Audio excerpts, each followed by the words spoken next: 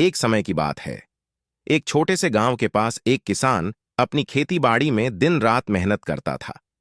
वह किसान बेहद परिश्रमी और ईमानदार था, लेकिन उसकी फसल अक्सर कम होती थी, जिससे उसे बहुत चिंता रहती थी। वह सोचता कि कैसे अपनी खेती को बेहतर बनाए और अपनी आर्थिक स्थिति को सुधार सके। गांव के पास के जंगल में एक भालू भी रहता था। वह भालू बड़ा और ताकतवर था, लेकिन उसे मनुष्यों से कोई दुश्मनी नहीं थी। वह शांति से जंगल में रहता और अपनी भूख मिटाने के लिए जंगल के फल फूल खाता। एक दिन भालू जंगल में घूमते हुए किसान की खेत के पास आ गया। उसने देखा कि किसान बहुत मेहनत कर रहा है, लेकिन उसकी फसल उतनी अच्छी नहीं हो रही। भालू को किसान की स्थिति देखकर दया आई।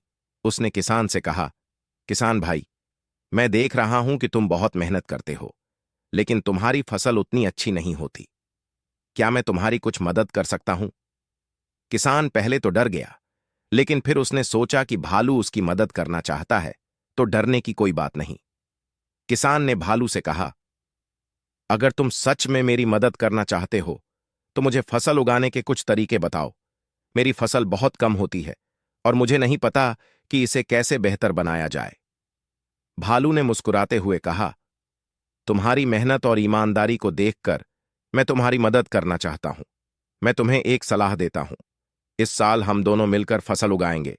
तुम जमीन की देखभाल करना और मैं जंगल से खाद और पानी का प्रबंध करूंगा। लेकिन एक शर्त है, फसल का जो हिस्सा ऊपर होगा वह मेरा होगा और जो हिस्सा जमीन के नीचे होगा वह तुम्हारा। किसान ने भालू की शर्त मान ली, क्योंकि उसे लगा कि जो हिस्सा जमीन के नीचे होगा वह भी काफी होगा। उस साल किसान ने भालू के साथ मिलकर गेहूंओं की फसल बोई।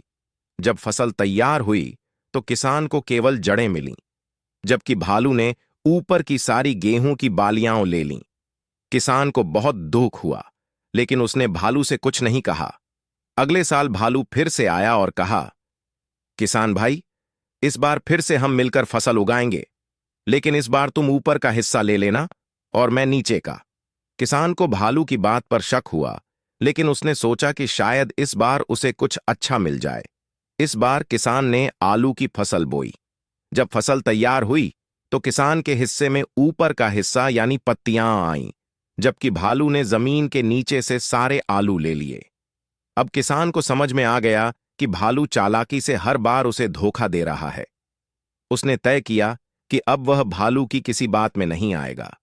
तीसरे साल जब भालू फिर से किसान के पास आया और फसल उगाने का प्रस्ताव दिया, तो किसान ने साफ इनकार कर दिया और कहा, अब मैं अपनी फसल खुद ही उगाऊंगा। तुम्हारी चालाकी मैं समझ गया।